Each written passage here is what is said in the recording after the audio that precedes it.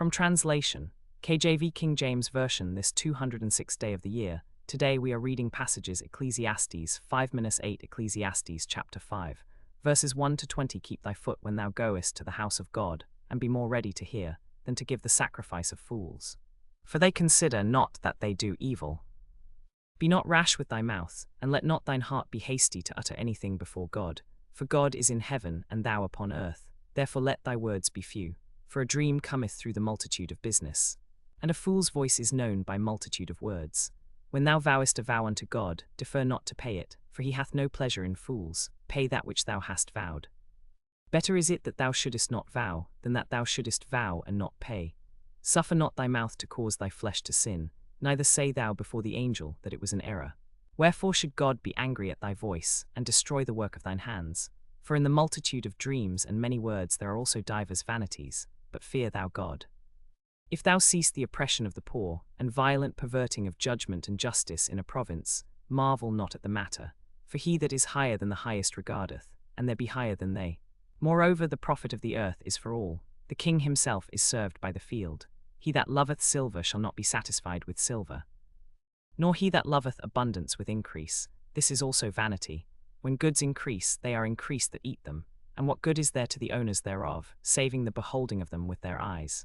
The sleep of a labouring man is sweet, whether he eat little or much, but the abundance of the rich will not suffer him to sleep. There is a sore evil which I have seen under the sun, namely, riches kept for the owners thereof to their hurt. But those riches perish by evil travel, and he begetteth a son, and there is nothing in his hand. As he came forth of his mother's womb, naked shall he return to go as he came, and shall take nothing of his labour, which he may carry away in his hand. And this also is a sore evil, that in all points as he came, so shall he go. And what profit hath he that hath laboured for the wind? All his days also he eateth in darkness, and he hath much sorrow and wrath with his sickness. Behold that which I have seen.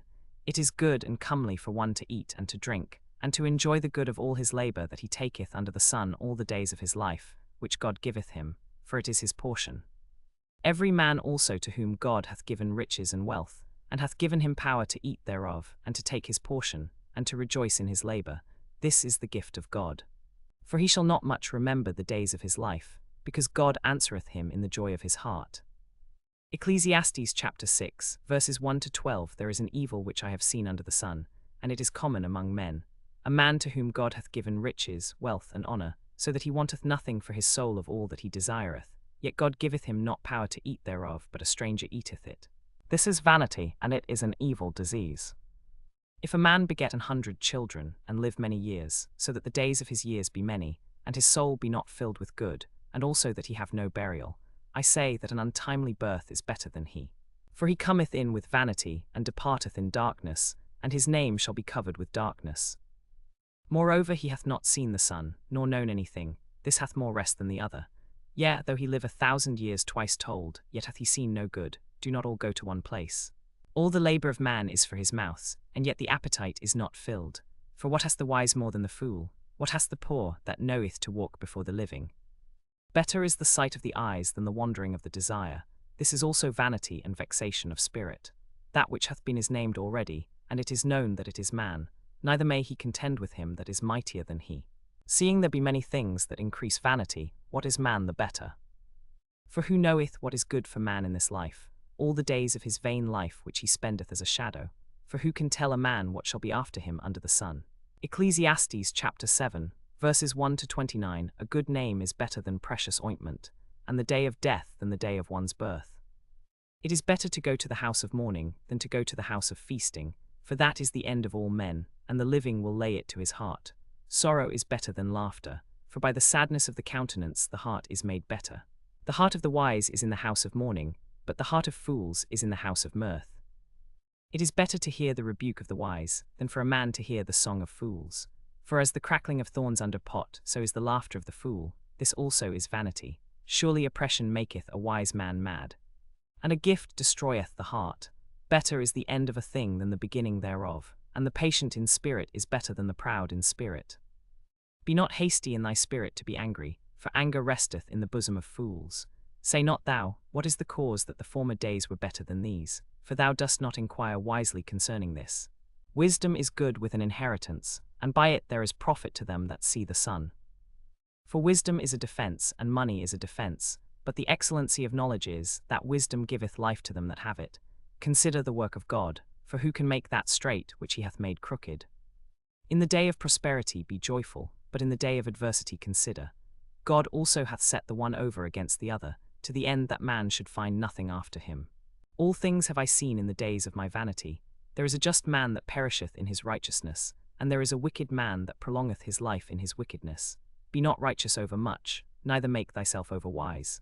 Why shouldest thou destroy thyself? Be not over much wicked, neither be thou foolish. Why shouldest thou die before thy time? It is good that thou shouldest take hold of this. Yea, also from this withdraw not thine hand, for he that feareth God shall come forth of them all. Wisdom strengtheneth the wise more than 10 mighty men which are in the city. For there is not a just man upon earth, that doeth good, and sinneth not. Also take no heed unto all words that are spoken, lest thou hear thy servant curse thee, for oftentimes also thine own heart knoweth that thou thyself likewise hast cursed others. All this have I proved by wisdom. I said I will be wise, but it was far from me. That which is far off, and exceeding deep, who can find it out? I applied mine heart to know, and to search, and to seek out wisdom, and the reason of things, and to know the wickedness of folly, even of foolishness and madness. And I find more bitter than death the woman, whose heart is snares and nets, and her hands as bands. Whoso pleaseth God shall escape from her, but the sinner shall be taken by her. Behold, this have I found, saith the preacher, counting one by one, to find out the account, which yet my soul seeketh, but I find not. One man among 1,000 have I found, but a woman among all those have I not found. Lo, this only have I found, that God hath made man upright, but they have sought out many inventions. Ecclesiastes chapter 8, verses 1 to 17. Who is as the wise man? And who knoweth the interpretation of a thing? A man's wisdom maketh his face to shine, and the boldness of his face shall be changed. I counsel thee to keep the king's commandment, and that in regard of the oath of God. Be not hasty to go out of his sight, stand not in an evil thing, for he doeth whatsoever pleaseth him. Where the word of a king is, there is power, and who may say unto him, What doest thou? Whoso keepeth the commandment shall feel no evil thing, and a wise man's heart discerneth both time and judgment. Because to every purpose there is time and judgment, therefore the misery of man is great upon him. For he knoweth not that which shall be, for who can tell him when it shall be? There is no man that hath power over the spirit to retain the spirit, neither hath he power in the day of death, and there is no discharge in that war, neither shall wickedness deliver those that are given to it. All this have I seen, and applied my heart unto every work that is done under the sun. There is a time wherein one man ruleth over another to his own hurt. And so I saw the wicked buried, who had come and gone from the place of the holy, and they were forgotten in the city where they had so done. This is also vanity, because sentence against an evil work is not executed speedily, therefore the heart of the sons of men is fully set in them to do evil. Though a sinner do evil 100 times, and his days be prolonged, yet surely I know that it shall be well with them that fear God, which fear before him. But it shall not be well with the wicked, neither shall he prolong his days, which are as a shadow. Because he feareth not before God, there is a vanity which is done upon the earth. That there be just men, unto whom it happeneth according to the work of the wicked. Again, there be wicked men, to whom it happeneth according to the work of the righteous. I said that this also is vanity. Then I commended mirth, because a man hath no better thing under the sun, than to eat, and to drink, and to be merry. For that shall abide with him of his labour the days of his life, which God giveth him under the sun. When I applied mine heart to know wisdom, and to see the business that is done upon the earth, for also there is that neither day nor night seeth sleep with his eyes, then I beheld all the work of God, that a man cannot find out the work that is done under the sun. Because though a man labour to seek it out, yet he shall not find it. Yea, further, though a wise man think to know it, yet shall he not be able to find it.